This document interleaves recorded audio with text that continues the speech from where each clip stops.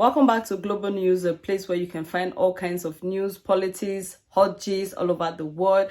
You are at the right place. After watching this video, don't forget to like this video, subscribe to our channel, turn on the bell notification so you always get notified once we drop a new video. See you guys on our next one. For now, stay safe.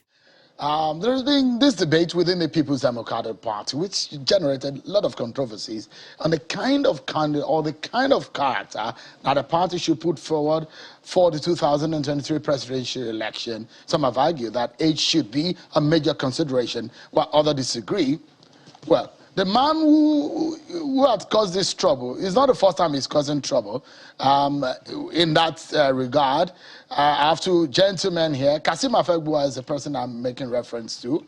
He's a member of the PDP, a chieftain of the PDP. And Segun Showumi, also a member of the PDP. Both of them are not on the same page. On a day like this, on this matter, Kasim Afegbua is of the opinion that you don't want old folks as the flag bearer of your party. What exactly do you mean by that? I think you're getting it wrong. I said it would be immoral for the North to claim or to want to represent the PDP as candidate of the party, and at a time when a Northerner will be finishing 8 years. That's one. When I added the issue of age, it was just a teaser, or let me say an enabler to that. I was specific about the aspiration of the man who represented the party in 2019 elections. I said we are tired of seeing old faces.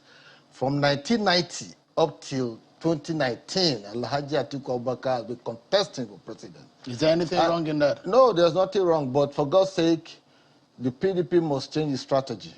If they want, in a plural society like Nigeria, what you need is to balance the equation. After 8 years in the North, then you come down south. The two parties must, as a matter of necessity, for political stability, take their candidates from the south.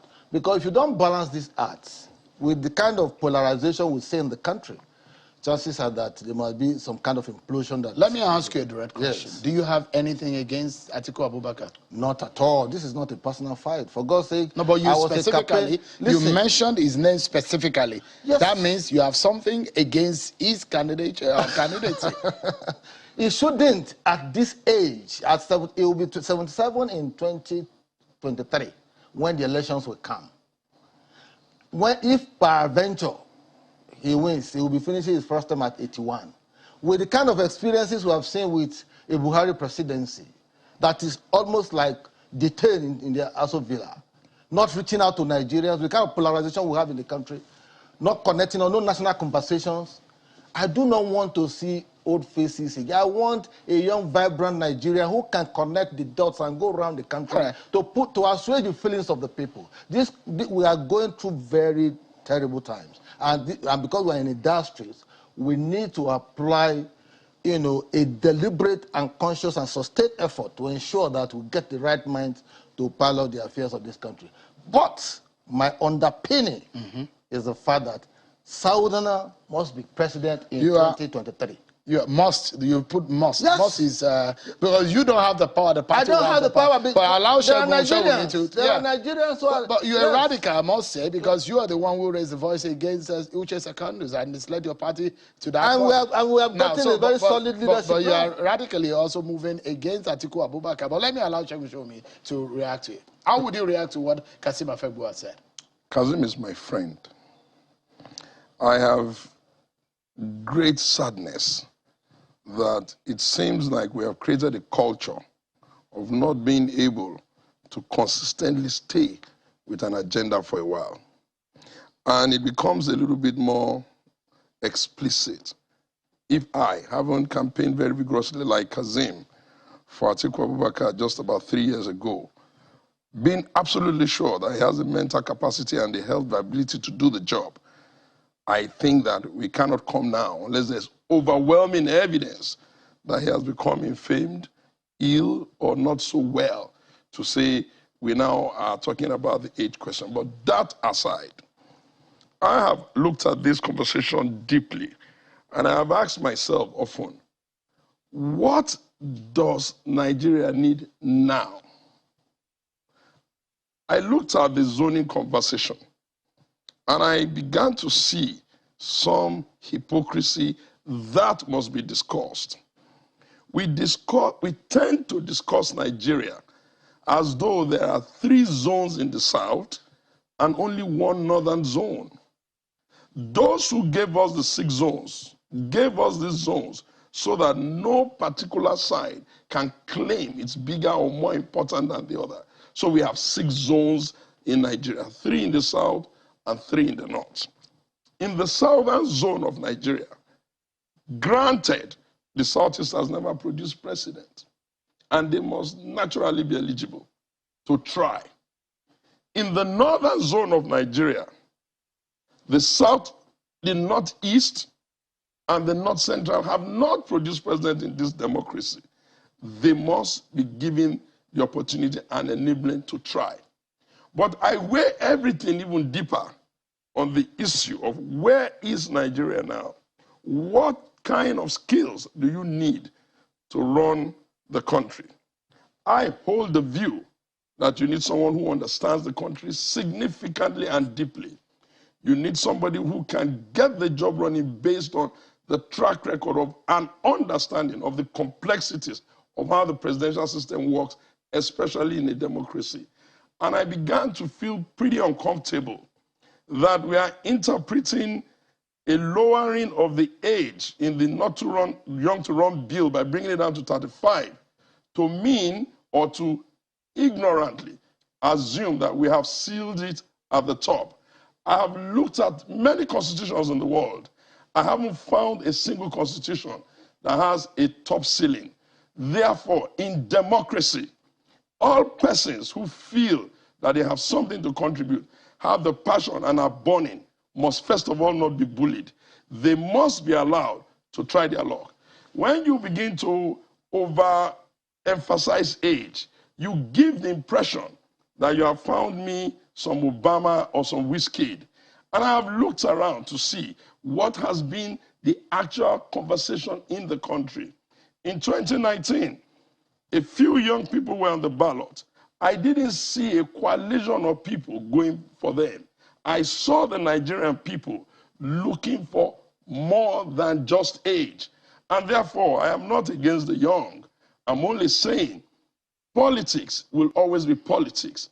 You can't have Atiku Abubakar on the field consulting another, have Bola Tinubu on the field consulting another, and then sit in one corner.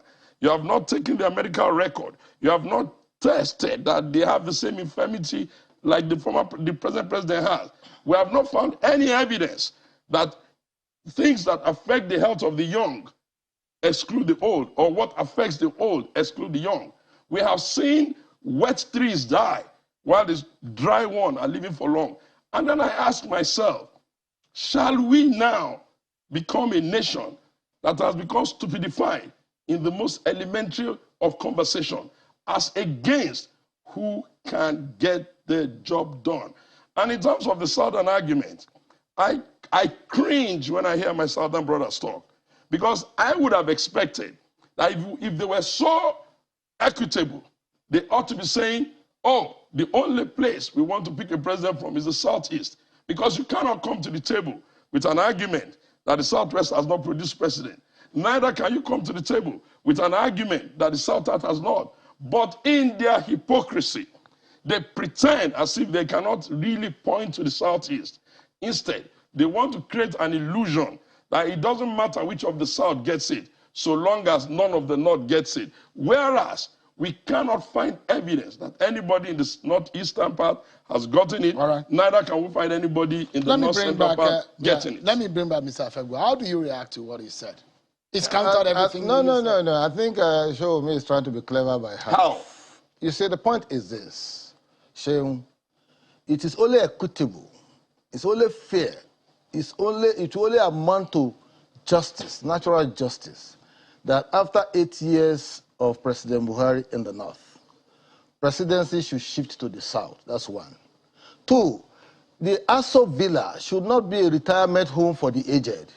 I am praying to be old. At some point, I need to quit partisan politics.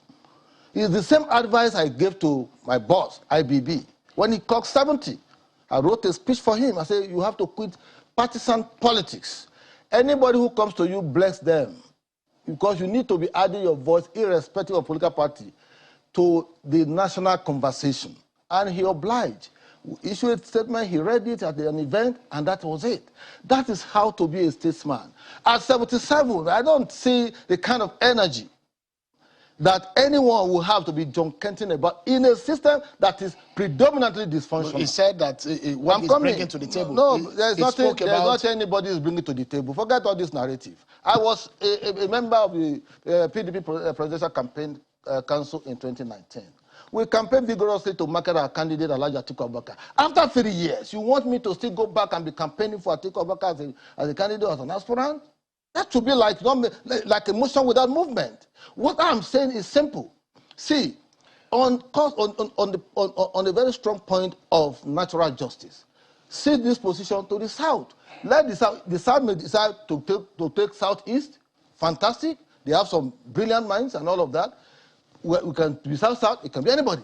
But to deny and come with the argument that in the north there are 3 zones, in the south there are 3 zones, we all know it is not south. All those zones are just the essential details. The point is, in 2023, I don't want Alhaji Atiku Abubakar to be a professional aspirant or a perpetual candidate in every election. He contested in 2011 with one party. He left when he was the vice president. He also ran under another party. He was in APC. He left APC. Now we are both in PDP. He contested in 2019. That was the best outing. He put up a good effort. We lost the election. He left us in the lurch right here in Nigeria and relocated to Dubai for 2.5 years. No general will take his own troops to the war front, and after the war, when the dust of war has not simmered, then you abandon your troops. You're supposed to take your troops back to the barracks and reposition. Right. But he didn't do that. Because, I mean, it will appear that you're sitting down as an individual and disqualifying someone under the law. Under the law, because at the end of the day, it won't be up to you to determine. It will be the party. But let me allow... That's what I said. I said it should be immoral. And to offend natural justice. You said you would not want. You personalize it. Natural justice. Okay, so let me allow Shegun to go ahead. But again, he has a right, as a member of the party, to oppose whoever. I've not told him not to.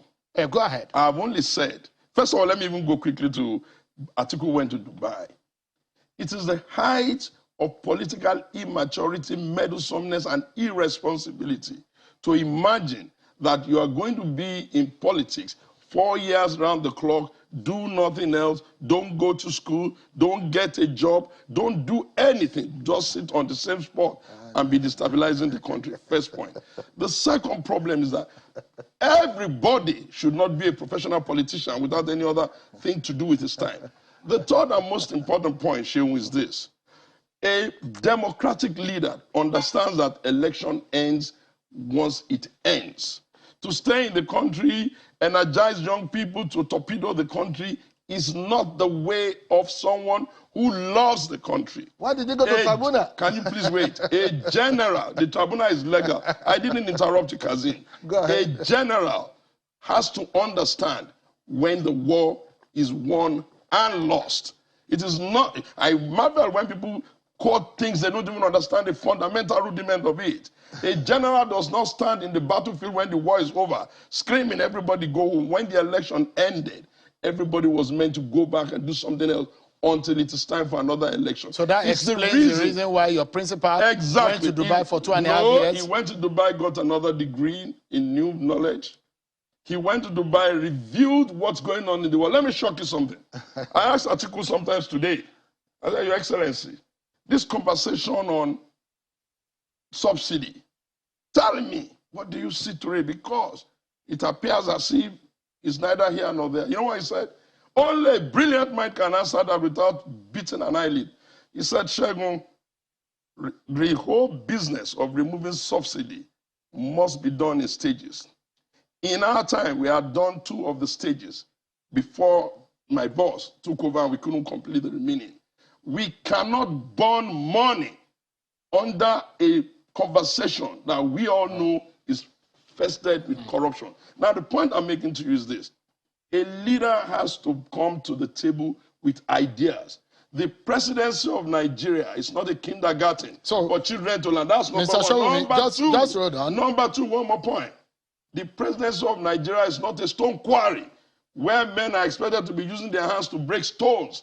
The responsibility of a leader is to lead, not junket about and play to the gallery. I'd like to ask you quickly. Yes, thank you. Your principal article is in the race. You see. No. I mean, because of time, is he in the race? He's in the race. Have intention? He's in the race. All right, and he's in the race to win it. Because all of the issues that we talked about in 2019 are exactly the same, if not worse. Let me bring back. Ask him who is his candidate. Mr. Fegua, I mean, how do you then react to those who, when I heard and read some of your position, they said, look, you have been compromised and you have been bought over by perhaps a South-South candidate who is running the race. How do you react to that? This agitation, that's what came with it. I expect to hear all manners of narrative, or insult, haul at me and all of that. They don't bother me. I'm driven by my conviction and my sense of honesty and speaking truth to power. I like to interrogate processes, not just swallow hook, line, and sinker what I hear.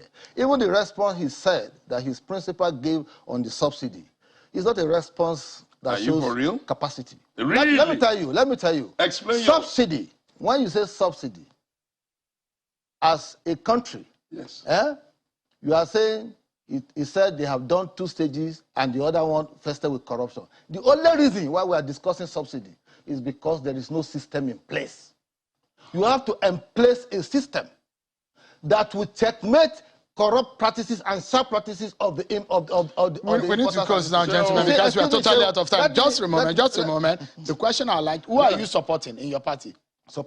I'm supporting any southern aspirant that to go through the process, because in 2019, all aspirants in PDP were north. So part of the rumor is correct that you are supporting someone from the south? No, south. Okay. The entire south. Because in your party, that is what is going on. Yes. So let's conclude this conversation, gentlemen. What's your final word?